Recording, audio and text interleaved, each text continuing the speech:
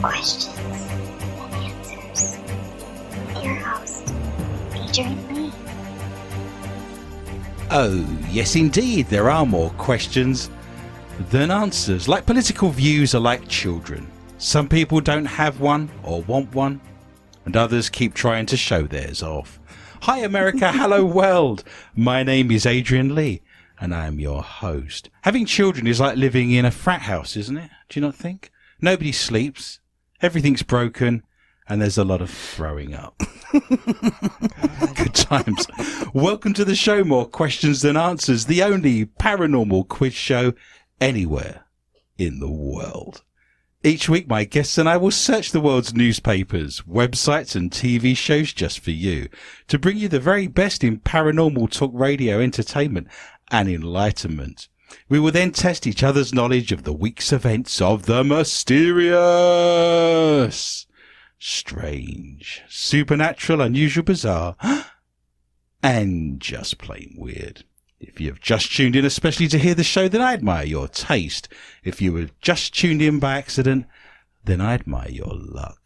I am huddled under my quilt with a large flashlight and a nice cup of tea with tonight's guests, somewhere in the barren wildernesses of the Minnesota plains, with the sound of my elderly mother snoring distantly from the room next door. Each week, we press our ear against the bedroom wall, whatever my mother listens to before she goes to bed, picks and pulls on her unconscious mind. Let's have a listen at what she listened to before she went to bed tonight.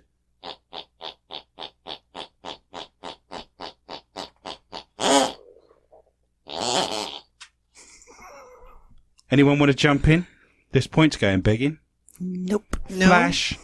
What else is going to go? I don't know any other song. Gordon's alive.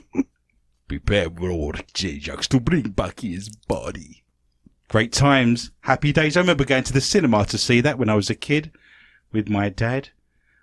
Something for everybody. Something for the kids. The Princess Aurora. Something for my dad. He was happy for an hour and a half. Didn't hear a peep out of him. All was good in the world. So snuggle under your covers, turn out your light, and hold on tight. The rules are very simple. Points will be awarded randomly for being interesting or for making me laugh or shiver in horror. Extra points will be available for shock and awe value. To help me control my rowdy panel of recidivists and reprobates, I will employ what I have called the inappropriate bell. An example of this would be... The panel have no idea what's coming. I have no idea what stories they have for tonight's show, so let me introduce my guests. Firstly, the mysterious and effervescent Heather Morris. She's been a paranormal investigator for many years, with her own team called Hellhound Investigations, and does all of her best work in the shadows. She is now one of the leading audio and DVP experts with the International Paranormal Society, and brings her knowledge and research skills to tonight's show. She's also a producer and sound engineer. Heather realized that whenever she deletes text messages, it feels like she's destroying evidence. Welcome to the show, Heather. I am destroying evidence. You are? What are you up Yeah. to in the darkness? You don't need to know. You're a Scorpio. Scorpios, by the way, your birthday's coming up. Just saying that for all of the prisoners that watch this show Oh, good. and send you interesting photographs and Shanks. shanks and letters. And Pop-Tarts. But Scorpios, I wouldn't eat a Pop-Tart if it's come from the prison.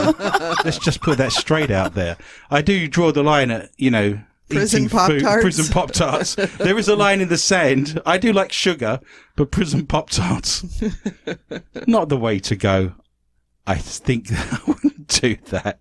But you're a Scorpio. You do all your best work in the shadows, don't you? Mm-hmm. You love Halloween. It's your favourite time of year. It is. You've got your Halloween decorations up 24/7, have you? They're never Yes. down. They're constantly... I've got Yep. a story about that later in the show, and the list of mental illnesses that indicates that goes with that, of course. What are you talking about, mental illnesses? No mental illnesses, nothing here, nothing to see. Move along. So do you remember MySpace back in the day? Yeah. Best place to hide evidence, right? Mm-hmm. No one ever visits there anymore. No. Mm-mm. I wonder if they're still around, actually. Back in the day, I was an artist, and I had all of my artwork on there, and I sold a lot of artwork through putting that on MySpace.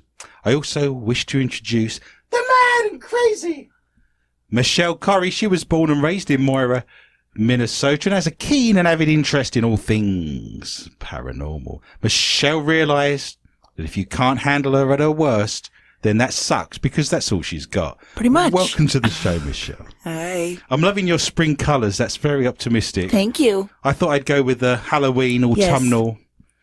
Heather's wearing black. Yeah. No surprise there. They couldn't handle you, Michelle, even if you came with instructions. You know that. No, I know. It's 100% true. difficult. Well, it's getting close to Halloween. It's near that time of the year, isn't it? We're going to do a Halloween special. We're all going to dress up in costumes. So when Halloween falls, is it on the Saturday? Are we actually doing that on a Saturday? Yes. Saturday, October the 31st, we will be in costume. I've got a good idea for my costume. I know you've been working on yours. This is the benefit of having TV now rather than a radio show. Yes. People can actually see our costumes and what we're wearing. I actually started to read a horror book this week in Brow.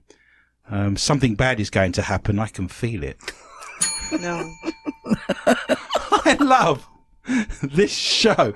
They're mad, they're bad, and they are paranormal. We're just about to enter our first round proper, which is, of course, a lack of general knowledge. I'm highlighting that we're about to jump into this because you can play along at home. I don't know any other show that has a watch party that's interactive as we're actually on air. So if you go to Facebook, search for More Questions and Answers with Adrian Lee, you can actually play along in real time right now as I read these questions out. So you can pit your wits against other followers of MQTA. We have 600-700 comments for an hour every single Saturday evening. There's lots of jokes on there. There's frivolity. There's gift wars. People are sharing all kinds of jokes and fun things on there. And all of tonight's stories, plus much, much more that we couldn't read out on air, because I do like to talk, is on there as well. And you can catch up with those. A lot of our stories to do with ghosts and hauntings have photographs and videos attached, and you can find there as well. So what are you doing sitting at home just watching? You can interact. You can play along with everybody else. More Questions and Answers with Adrian Lee on Facebook. So, as convention dictates, we bring in the first round, the lack of general knowledge, with the soiled diaper Martin sponsored gong of infinite knowledge, the teething ring of statistics, and the mummy, this lemonade tastes funny of facts. Stand back, ladies. Martin! Hi, Martin. I get far too much pleasure from banging my gong on television. Now, on this day in 1914, Jerry Siegel was born. Siegel was a New York Jewish Lutheran? Very rare is your Jewish Lutheran. Oi, Ufta.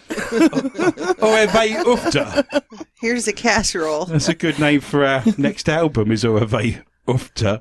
He's a New York Jewish. Before you interrupted, he's a Lithuanian. He was a New York Jewish Lithuanian refugee. What did he invent in 1933? He was born today. Happy birthday to Jerry Siegel, born in 1914. Sadly passed, of course. What did he invent? Everyone will know it. It's part of American culture. It's very, very famous. But he was a New York Jewish Lutheran, Lithuanian refugee. You don't get many about these days, do you? What did he invent in 1933?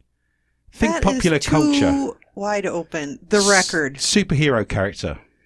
A superhero character. In 1933. 1933. It was his birthday today. The Mothman. The Mothman. That's not that popular, I would suggest. Who is the ultimate American superhero character? Superman? Yeah. There we go. Miss Morris manages to scramble a couple of points laced with kryptonite. He invented Superman. Would you believe, back in the day? The original Superman was featured as a balding telepathic villain bent on world domination. Did you know that? No. There. It all comes around, doesn't it, is what I'm suggesting. So for the first time in the history of MQTA Radio, I cannot believe that strange, bizarre and fascinating facts about Superman. Fan of Superman? Do you like Superman? I do. Miss Morris, you like it a bit darker, don't you? You like the Batmans of this world and the Jokers. That's right. Fan of Superman? No. You don't like Superman. I adored Superman growing up. I did used to get the Spider-Man comics as a child. My grandmother would buy them for me. I think Spider-Man came out on the Thursday.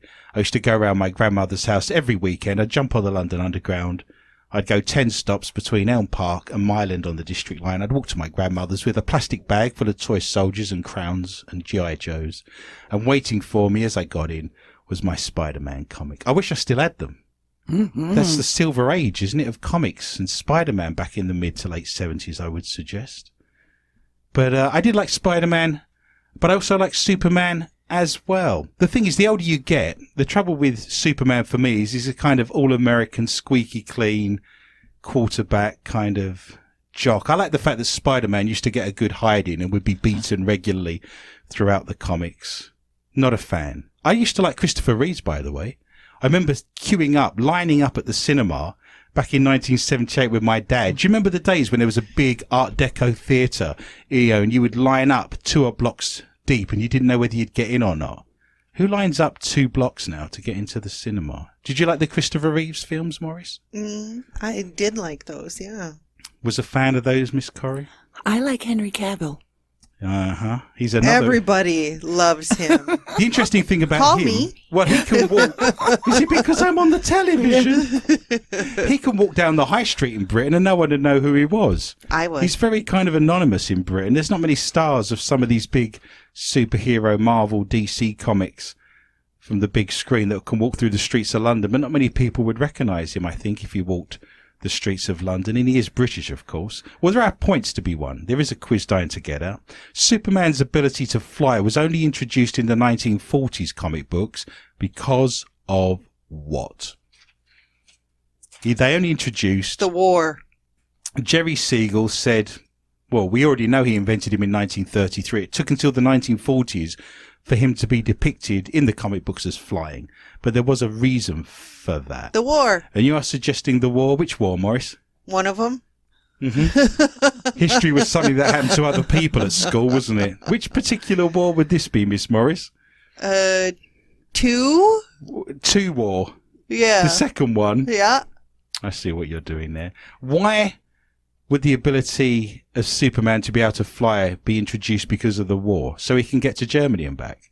Sure, yeah. I will mention the Nazis and Adolf Hitler hated Superman because a lot of the propaganda in the 1940s there was very anti-Nazi, and you had Superman, beating the Nazis at various times during that period as propaganda. So he wasn't particularly liked in Nazi Germany. I will share that with you. But you're suggesting the war facilitated his ability to fly.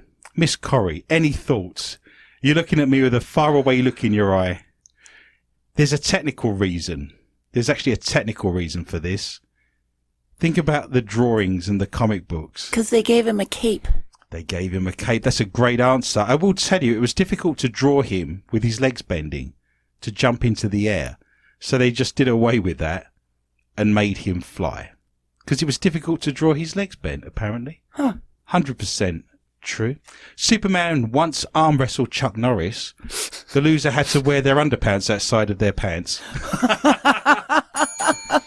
Chuck Morris sat in the corner over there. Hello, Chuck Morris. Morning. Who is faster, Superman or the ding ding ding ding Flash? Who's faster, Superman or the Flash? Easy points to be won. Superman. You're suggesting Superman is quicker than the Flash? Yes. Corrie, I think the Flash. you would be 100% correct, and you will get your fast points this evening. The Flash, despite the fact Superman can fly millions of times faster than the speed of light, the Flash can actually move faster than Superman. So very quickly, before the ink dries, I will give you your points. It's 2 each, and everything is to play for. The Flash, of course, the fastest man alive, yet every episode is about someone being faster than him. I find that very strange and very odd. In the 1970s, there was a comic book entitled Superman's Girlfriend, where he turned Lois Lane into what for a day? There we go. You can look all this up. It's all true. The 1970s, when I was reading Spider-Man, Superman had a comic book out called Superman's Girlfriend, Lois Lane, where he turned Lois Lane into what for the day? What did he turn her into? A bug. He turned her into a bug. Why would he do that? Seems very mean. I don't know, because that's what I'd do to her. Lois Lane the ladybug. Something. You Yeah. would turn Lois Lane into a bug. Yeah, and then I'd squish her. Wow. Controversial.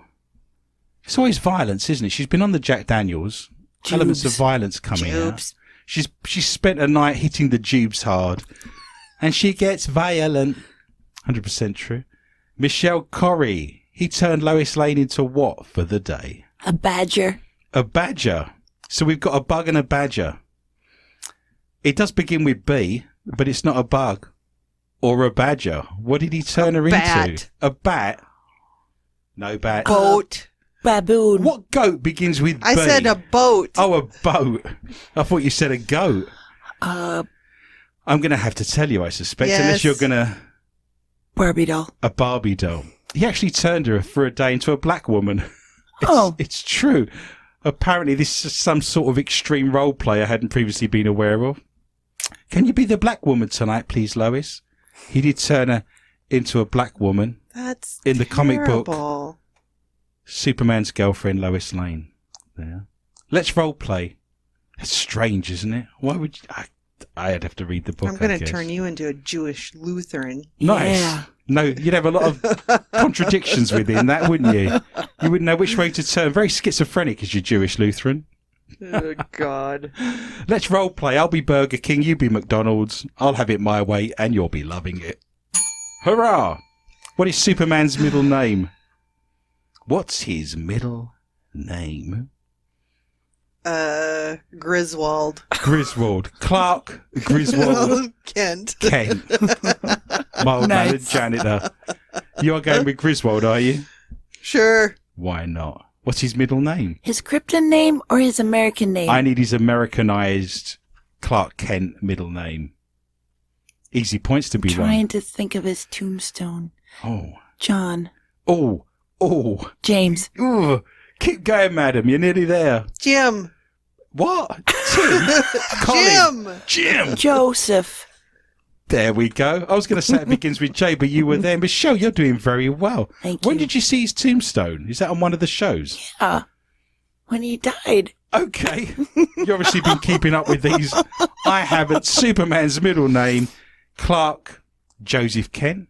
Better than Clark Shoes Kent or Clark University of Kent. They'd be very strange middle names, wouldn't you? You know you're in trouble, by the way, as a child when your middle name gets used, right? We've had middle names on here before. My middle name's Edward. My dad's called Edward. My granddad's called Edward. My middle name is Edward. You're Kay, aren't you? Heather Kay. Was you in trouble if you heard the words Heather Kay come out of your mother's mouth? Whatever came out of her mouth. What's your middle name, Corey? You know. I know. I just want out. Now we're on television. I thought we'd have a whole new audience. It's Lee. Good times. If we ever got married, it would be Michelle Lely, Yeah. which sounds like a panda. Not the other. No, just me then. I shall ring the bell. What famous fictional character once bit Superman and instantly exploded? Nom nom nom nom nom. What famous fictional character once bit Superman and instantly exploded? The Fly. The Fly. Is that a character? Jeff can Goldblum's be, doing yeah. The Fly. It can be. I think there is a character called The Fly, isn't there? Mm-hmm. I remember reading that in Superman books. I think he's got little suckery fingers, like you see on a tree frog. Bearing in mind, I'm going back to the mid-70s to try and regurgitate this information. Miss Corrie, Mike Tyson. you are suggesting that Mike Tyson bit Superman and instantly exploded. That is a great answer. And I think there was a fight, wasn't there, between Superman and Muhammad Ali back in the day? They had a boxing match. That seems to ring memories for me. I will give you a clue. Superman gets all his powers from the sun. So our sun is different from Kryptonite's sun, which is red. Our sun gives him all of his strength, all of his abilities, so his cells hold solar radiation. So who would bite Superman and A explode? vampire. Bat. Man. Which fictional character? Nosferatu. Keep going. It's the same thing. It's... Count Dracula. There we go. Dracula has bitten Superman in a novel and he suddenly exploded. Bits of Dracula everywhere, hanging from the light fixtures, all over the walls. That's not going to come up easily. I suspect DC Comics brought in crypt writers for that comic. Oh my god. I love this show. We're going to get some points quickly now. Famous people with Superman tattoos. Yes or no? Robert Downey Jr. No. Yes. He does not have a Superman tattoo. Miss Morris will give herself 1 point for that. You are now 6-3. John Bon Jovi. Yes. Yes. He does. You both get points for that as well. John Bon Jovi, Madame Gaga, and the Coldplay. Tommy Lee. Yes. No. Michelle was right to go no. He has many tattoos. I don't think he has any space left on most parts of his body. There's no real estate left there for another tattoo, but he does not have one of Superman. Tom Holland, who plays Spider-Man. No. Yes. He doesn't, but he has a tattoo of the spider logo on the sole of his foot. So different superhero character. Gross. He's petrified of spiders. Should you know the little logo Spider-Man's got on his chest? He's got a kind of something that looks like that on the sole of his foot. By the way, having a tattoo on the sole of your foot, that's got to be painful, isn't it? I think it wouldn't last. I don't know. But he's treading on that every time he walks. He's actually treading on a spider. It's very interesting you mentioned Lois Lane being turned into a bug and you were going to squash her. I think you've been cheating, looking at my notes again, because Tom Holland has a spider on the bottom of his sole and he's squashing the bug every time he walks. Shaquille O'Neal, basketball player and celebrity. Yes. He does. He has one of the logos of Superman on his left bicep. So at the end of that, tattoos, yes or no, of Superman. Michelle's on 9, Heather's on 5. Now, tattoos are like Pringles, of course. You can't just have one. Have you got a tattoo? Nope. Nope. Well, once you start, you can't stop, apparently. Talking of American cultural icons, a lot of birthdays we are celebrating today. Evel Knievel's birthday today, born in Montana in 1938, sadly passed in 2007. Mr. and Mrs. Knievel, what would you like to christen your son? Evil. Evil. That wasn't his name, of course. His name wasn't Evil Knievel, but it was suggested to him and he didn't like the word evil, so he took the I out and put in the E. Also celebrating a birthday today, there is a philanthropist, Gary Puckett of the Union Gap Band. Do you remember them? Gary, he was actually born in Hibbing. He's from Minnesota. He's a local lad. Gary Puckett. That's what I shout out every time I tread on a Lego brick or stub my toe. Gary Puckett!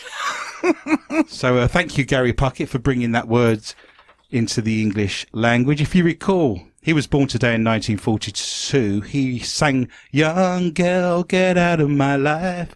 If you listen to the lyrics of that, it's not dated well. No. Little bit creepy. Very bit creepy. Go and listen to the lyrics of Gary Puckett and the Union Band. Great song, by the way.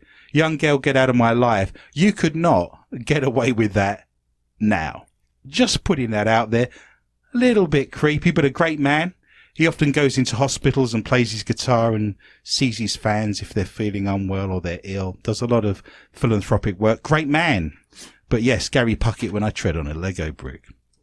There we go. Can you believe, do you know we've been doing this show for so long, how many coincidences there are when we do birthdays and deaths and events that happened on this day? Now, bearing in mind that the gentleman who started Superman, invented Superman in 1933, it was his birthday today, Jerry Siegel. It's also the birthday of Margot Kidder, who played Lois Lane. Cool. Well, unfortunately, I never liked her. well, she was born in Canada in 1948. She passed, if you recall, just a couple of years ago in 2018 and had a very unhappy last period of her life. But it's very interesting that coincidence between Jerry Siegel, the inventor of Superman, and then Lois Lane, of course, Margot Kidder, being born on exactly the same day. Now, on this day in 1933, Albert Einstein arrived in the US as a theoretical physicist, a refugee from Nazi Germany whilst they were busy fighting Superman. Aged 54, he was born in Ulm in Germany. Now, why is Ulm in Germany important for us living in this area? Do you know? Nope.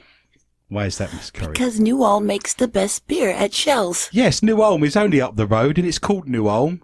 After Ulm, we have a lot of new in this part of the world, don't we? There's New Prague, New London, of course, New Brighton. They just turn up. Wherever they've come from, we'll just call this new. See how that works? So, refugee. So, for the very first time in the history of MQTA Radio, I cannot believe that strange, bizarre, and fascinating facts about Albert Einstein. See, low culture to higher culture. You get a little bit of everything on this show. Something for everyone. What important thing did Einstein have stolen, Miss Morris? His hair products. He had his hair products. If you've ever seen a picture of Albert Einstein, I think the least of his worries and concerns throughout his entire life was his hair. I think it was just something he ran his hands through once a week, is the impression I got. You are suggesting the least or the most important thing Einstein had stolen in his entire life was his hair products. One of his journals. He had one of his journals stolen. Yes. Miss Corrie, what did Einstein have stolen? I was going to say his thesis. Also part of his journals. I will tell you that this happened to him after he died, if that helps. A patent. He had a patent stolen after he died. Anything else you'd like to add to get your points tonight, Miss Corrie? His tombstone. His tombstone. His brain was stolen by the pathologist called Thomas Harvey, who did the autopsy, and subsequently he lost his job and his medical license. So Albert Einstein's brain was in fact stolen by the gentleman who did the autopsy.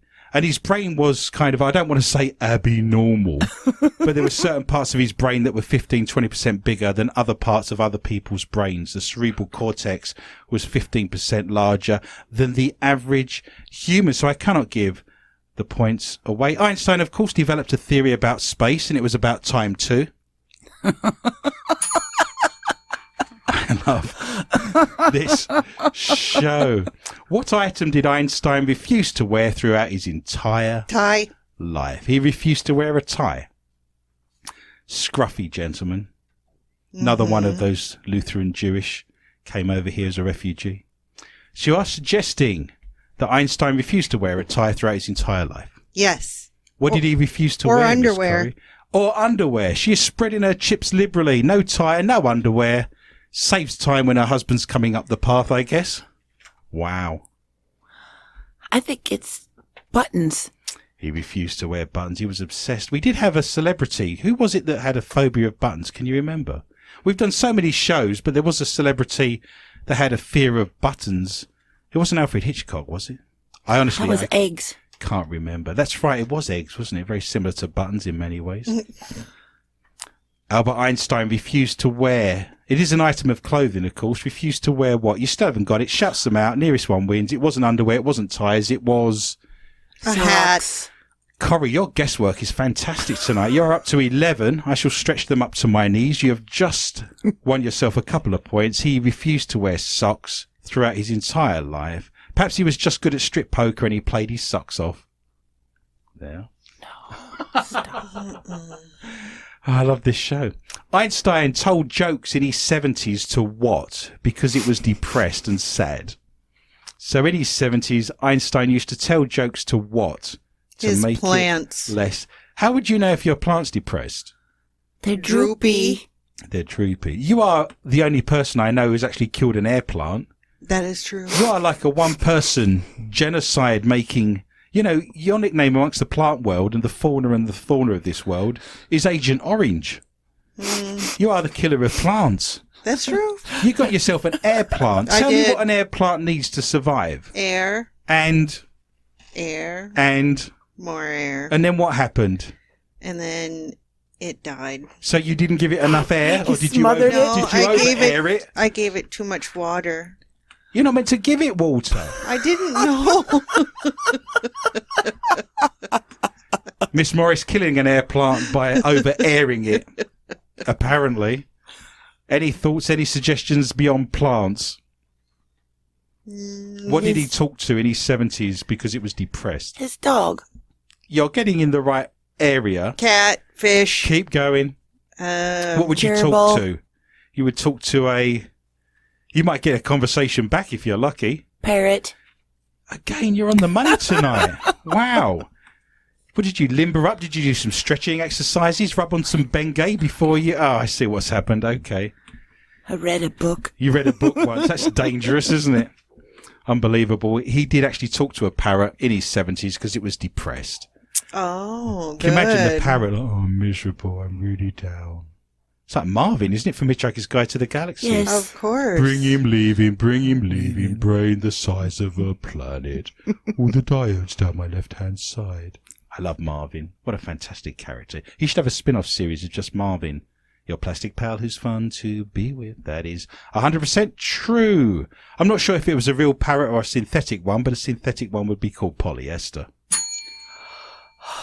And of course, clever parrots live in the brain forest. Stop. This is a joy, isn't it? Wow, that was them, but this is now as we enter our favourite part of the show. It's the mailbag. Mailbag. We love the mailbag. If you wish to write to us, of course, you can do that on Facebook. More questions and answers with Adrian Lee. We love your comments about the show. Not been too many this week, so get writing, get sending us some notes. We love to hear from you. We love to read your names out. Kathy, she has written, you are just plain funny, and you're my secret addiction. I don't know why this is a secret. We need to be more overt, shouldn't we? Yes. It's almost like she's in a darkened room viewing it under the covers so no one else can see her. Not quite sure why it's secret. We need you guys more than ever to lift us up and take our minds off the crazy stuff going on. I can't wait to see what the future holds. Adrian, you and the girls are awesome, and I can't wait for your next adventure. Oh, and I love this show. Oh, That's so thank sweet. Great. Thank you, Kathy, Thank for that. you. We appreciate that. Laurel has written, I stumbled onto MQTA one Friday night, and I've been a fan ever since. They had a unique experience with their listening part every Friday night. I've gained friends throughout the podcast, throughout the country. The interplay between Adrian, Heather and Michelle is reminiscent of long-gone variety shows I loved and watched growing up.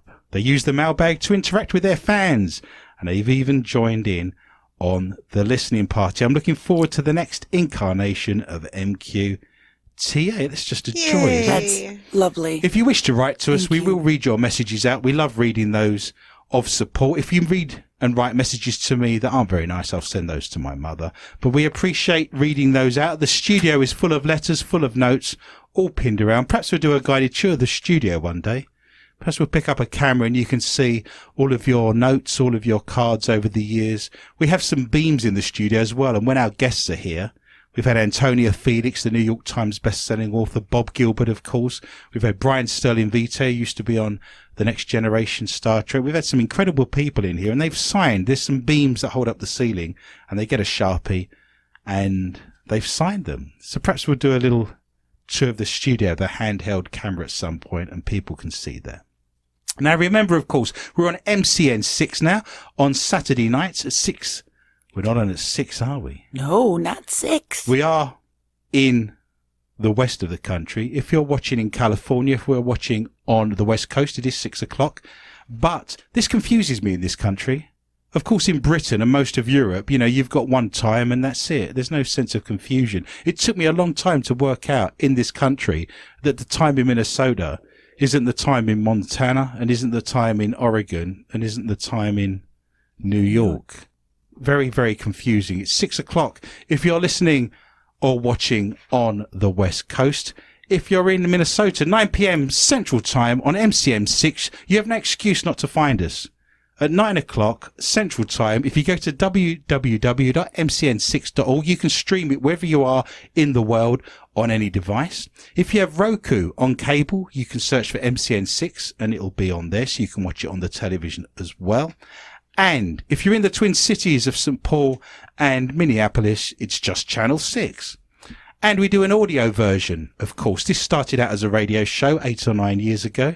If you go to digistream.com, and again, all of these links are on our Facebook. Just find us on Facebook and you can just click on them. We have 270,000 listens in 190 countries all over the world. It's quite remarkable. Miss Morris, would you like to briefly discuss how people can access our archives, where they can find us? We've done nearly 300 shows over the last 9 years. Where can they find us? You can find us on soundcloud.com/MQTA Radio, where you'll be able to access that close to 300 episodes, as well as getting us on patreon.com, where you can help support the show so we can be on all those fun platforms like iTunes and Brussels sprouts and Gasbox, Skin Tag Radio, Froggy One a Quarter. Yeah. We are literally on every single platform known to man, so we're there for you as well. All free. This show's free. It'll always be free. Miss Morris briefly mentioned Patreon. If you wish to donate a single dollar to the show, you can go to patreon.com, search for MQTA Radio, and you get lots of things for your single dollar. You get to hear shows that have never been aired. You get to hear a round called Not For Your Mother, when we stay in the studio at the top of the hour and read out stories that are a bit more adult in nature and a little bit ruder. Some people say it's their favourite part of the show, so you get that little gift as well. And there's radio plays and all kinds of fabulous things. It's the best dollar. You can't even buy a Snickers bar for $1 these days. Even $1 Happy Meal is now $2.50, right? And I also write books.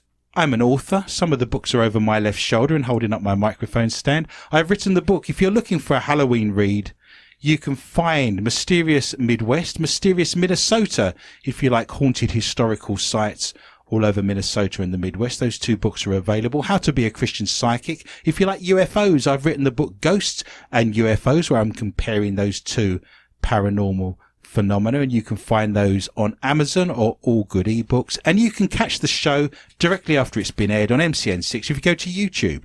So if you go to YouTube, search for More Questions and Answers with Adrian Lee, and all of our televised episodes are now on there and directly after the show has aired. One last thing, I have a show on Sunday night at 9 p.m. Central Time on MCN6 called Paranormal Fact or Fiction, and we're going to be in the St. James Hotel and talking about the history and the hauntings of the St. James Hotel in Red Wing tomorrow. So if you get a chance at 9 o'clock, same place, same time, Paranormal Fact or Fiction. We now start the round that we call Ghosts and Hauntings. It's the stories from around the world. They're a little bit creepy, a little bit spooky, but remember, we do not do orbs. A thief has returned cursed relics 15 years after she stole them from Pompeii. She sent a package containing 2 mosaic tiles and a letter of confession to a travel agent in the ancient Italian city. The Canadian woman, identified only as Nicole, has written, "Please take them back. They bring bad luck." Well, that's what comes with stealing ancient artifacts from ancient sites. She claimed a hex on the artifacts had given her breast cancer twice and ruined her financially. Nicole wrote in her letter that she had learned her lesson and wanted forgiveness from God. She said, "I'm now 36 and I've had breast cancer twice, the last time ending up in a double mastectomy. My family and I also had financial problems. We're good people, and I don't want to pass this curse on to my family or children." She said she was in her early 20s when she visited the archaeological park in 2005 and wanted a piece of history nobody could have. But the relics had so much negative energy linked to that land and the destruction. The ancient city was buried in volcanic ash after a catastrophic eruption of Mount Vesuvius in southern Italy in 79 AD. It lay buried there until the 16th century and is now one of the country's most visited attractions.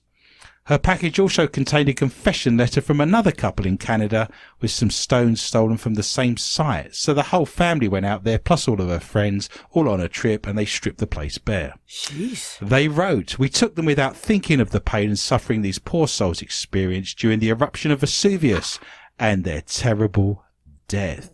We are sorry. Please forgive us for making this terrible choice. May their souls rest in peace." Do you remember we did a story several years ago about a gentleman that took sand off the beach in Hawaii and he thought he was cursed by a Hawaiian god, and he sent it back to Hawaii for them to spread the sand back onto the beach. Also, we've investigated in our careers battlefields. I'm not going to give the names away, but I found buttons, I found mini balls in the dirt on some of these battlefields. You do not take that stuff with you. You leave it there. I think it's illegal because it's considered a historic site. But if you're taking mini balls and taking debris back from battlefield sites, it's like the Titanic, isn't it? People are buying artifacts from the Titanic. Do you remember going to the Titanic exhibition? It kind of toured around the world, and it was in Greenwich back in the 90s, I think. I went with my dad and my sister, and that, I'm sure the Titanic exhibition came to Minneapolis, didn't it? Do you remember that? All those artifacts, all of those things from the Titanic, you'd have to think they've got things attached to them, wouldn't you? Oh, yeah. Spirits and darkness. I don't want to talk to you about taking things from places that you shouldn't take things. What have I done now? What did I take? Like a rock from caves.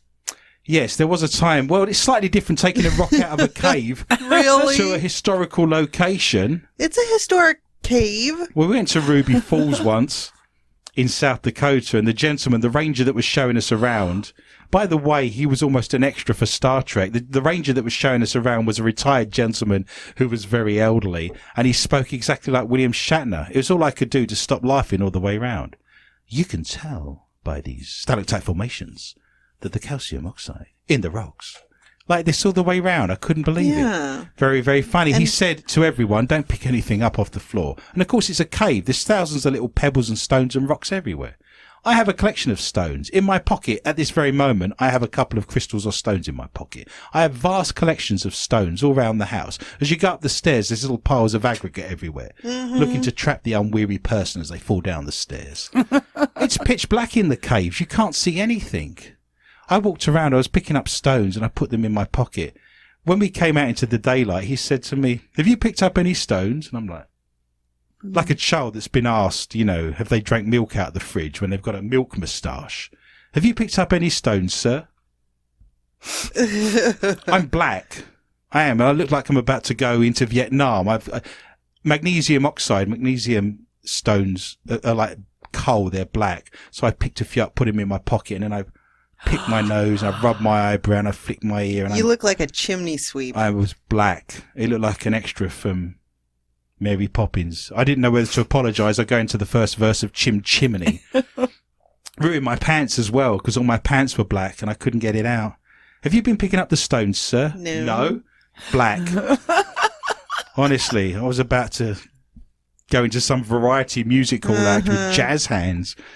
Absolutely outrageous. But you wouldn't pick things up. I went to Barbara Hepworth's house. Dame Barbara Hepworth is a very famous 20th century sculptor in Britain, and she lived in St Ives in Cornwall on the west coast, and I actually picked a leaf from one of the trees of her house. She died in bed. It was an accident where she was smoking and she set herself alight. Do not smoke in bed. And I picked a leaf off one of the trees and pressed it in my book to say I'd been to Dame Barbara Hepworth's. Bit different from picking a leaf off a tree to stripping tesserae and mosaic tiles and the like, would you not think? It's a slippery slope. Let's steal a brick, or the woman is a dichotomy of values. You can go to our Facebook site and see that for yourself. I should give myself the first points of the evening. Miss Morris, what have you got for me tonight in the round of ghosts and hauntings? A man was arrested in Knoxville, Tennessee this week for damaging a cemetery while trying to raise the dead. The strange turn of events began when authorities in Knoxville responded to reports of vandalism that was actively taking place at the cemetery in Huckleberry Springs Road. Huckleberry Springs Huckleberry Road. Yes. So, And never the twain shall meet. when officers arrived at the scene, they discovered a chaotic spectacle. Someone had been breaking gravestones and digging up the ground in various spots, as if looking for something. The culprit was eventually identified as 34-year-old Danny Frazier, a homeless man who witnesses had previously seen living within the vicinity of the cemetery. When quizzed about his actions, Frazier told police that he had been attempting Here we go. to resurrect his deceased grandmother, who was buried somewhere somewhere amongst all these graves. I gotta look in all of them. I see you're rolling out your single accent that you have. She's gone through the whole gamut of accents from A through to B, isn't she? That's right. Mm-hmm. Gotta find my grandma. She's dead. With your trickery? In a hole. Dead grandma hole. A dead grandma hole. Exactly how he intended to perform this resurrection remains unclear. He was later charged with criminal trespassing and vandalism for causing $30,000 worth of damage. Find Grandma. She's dead. I'd like to know how you could make that amount of damage in a cemetery. He did it. Ask him. Ask him. It's for Grandma. How did he make all this damage? Did he drive around in an SUV or did he have No, he's homeless. I highly doubt he has an SUV. He's homeless. How does a homeless man make $33,000 worth of damage in a cemetery? I have no idea. I know what's happened. The cemetery and the people that look after the cemetery had to put an insurance claim in. So he's knocked over a stone, probably $100 to re-cement it. And they've put in there, $33,000 worth of damage. We'll make that happen. Yeah, you watch next week. They'll all be going to Hawaii on their holidays. They'll be on vacation at Mount Vesuvius in Pompeii is what's going to happen. I should give you a couple of points for being spooky and a little bit informative. You are up to a 007. As the spooky season gets closer, a woman has revealed how she is obsessed with Halloween. She keeps decorations up all year round. Heather Morris of Wyndham. Karina Edwards, 29 from Manchester, believes the season is a lifestyle and has loved Halloween since the age of 9 when she went trick-or-treating with her sisters wearing witch outfits. As the retail manager got older, she began to research the history of Halloween and became obsessed with the festivities of the season. Now she dedicates her home to spooky holidays, dresses in Halloween themes, and even has scary tattoos. Not one of Superman to be found, though.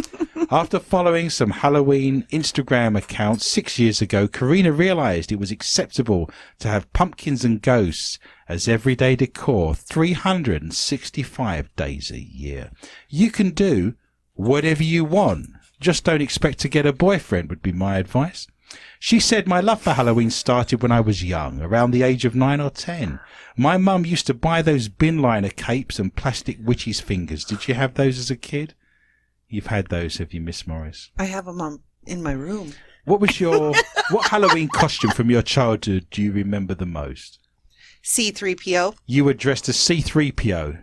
I wish I still had that costume. It's worth a lot of money. Was that the one with the little mask with a little bit of elastic? Yeah, and it got tangled in your hair and you hated it and you couldn't breathe. And see, your memory.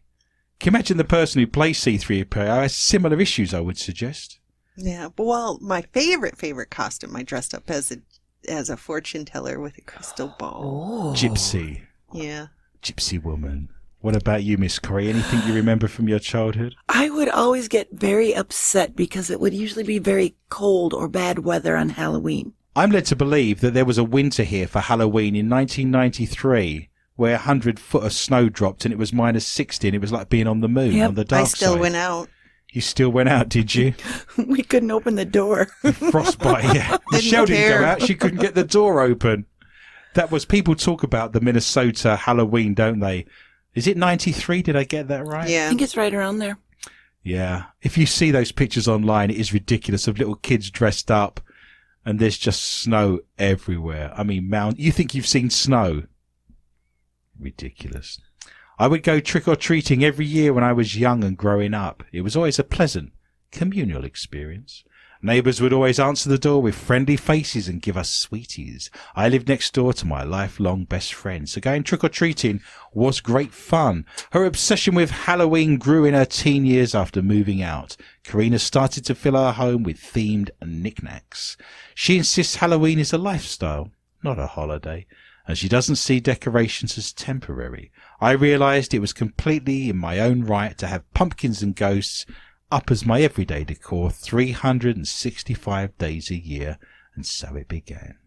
Halloween fun or fetch me a gun? You decide. Go to our Facebook site, more questions and answers with Adrian Lee, and the story is there for you in full. The problem with having Halloween 365 days a year in the same way as having Christmas for 365 days a year, because I do know people back in Britain that have their Christmas lights up and their tree up 24/7.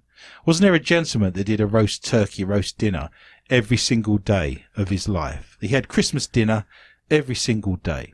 What a burden. Christmas dinner takes hours and hours to prepare.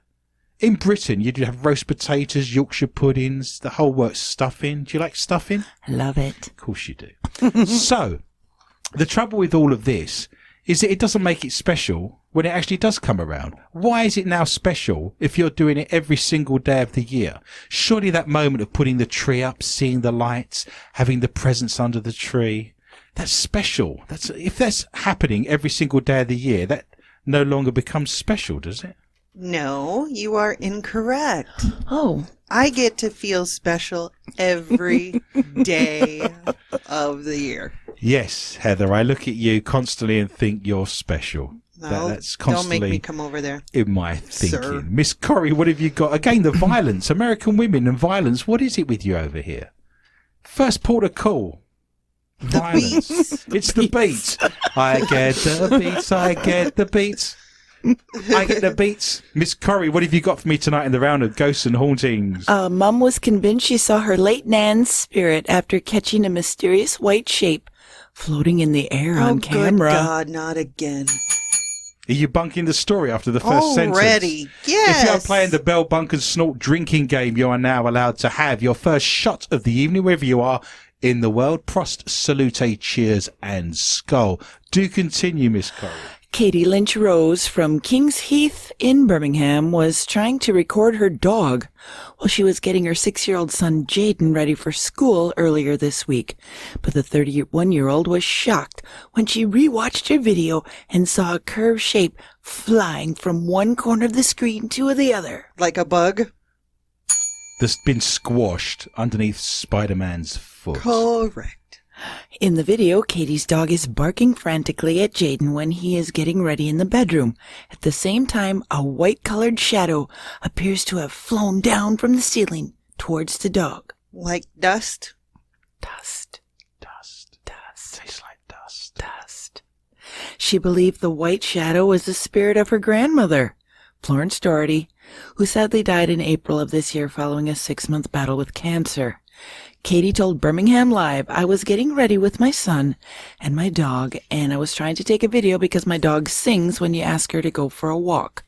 I put the phone on the side and left it on record. Then when I looked back, I could see a white shape. It shocked me a bit." After trimming down the footage, she posted it on some paranormal sites and was told the shape could not be explained. Others commented that the shape was likely an Orb? Katie No. said that it can't be explained and it's definitely not dust as no windows were open, and how the shape moves. It kind of goes from one side, then stops and flies back down. So if she has a dog and it's running around and it's excited. Because we don't have And anything it's- like that in the studio, do we? That would be No, ridiculous while we're crazy. trying to record. That would be madness. So if its tail's wagging, that wouldn't kick up dust at all. No. I see what you've done there. Either way, Katie said she felt reassured and comforted by the idea that the movement may have been her grandmother's spirit, as they had a particularly close relationship. Yeah. Right. I shall give you some points, Miss Corrie, for being a little bit spooky. I'm going to squeeze in one more story. We mentioned Dracula early in the show, of course, exploding when he bit Superman with his solar cells in his blood. A mummified cat found buried in a house in a Transylvanian city mentioned in Bram Stoker's Dracula is expected to fetch up to $2,000 at auction.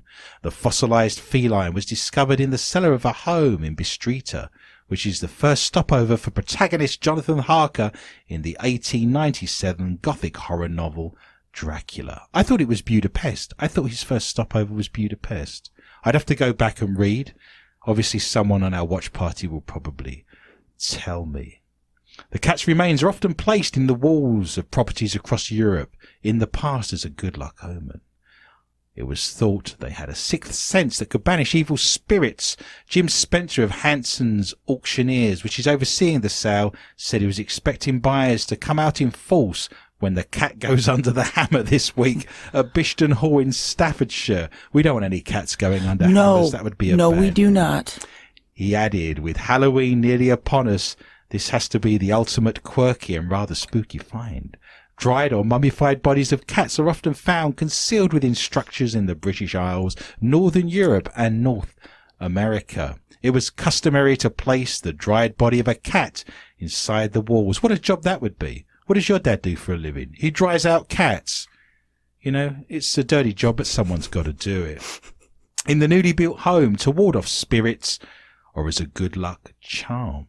Cats were known to sense ghosts and other supernatural beings, and dried cats were sometimes placed in locations deemed vulnerable to witches entering the house, in this case the cellar.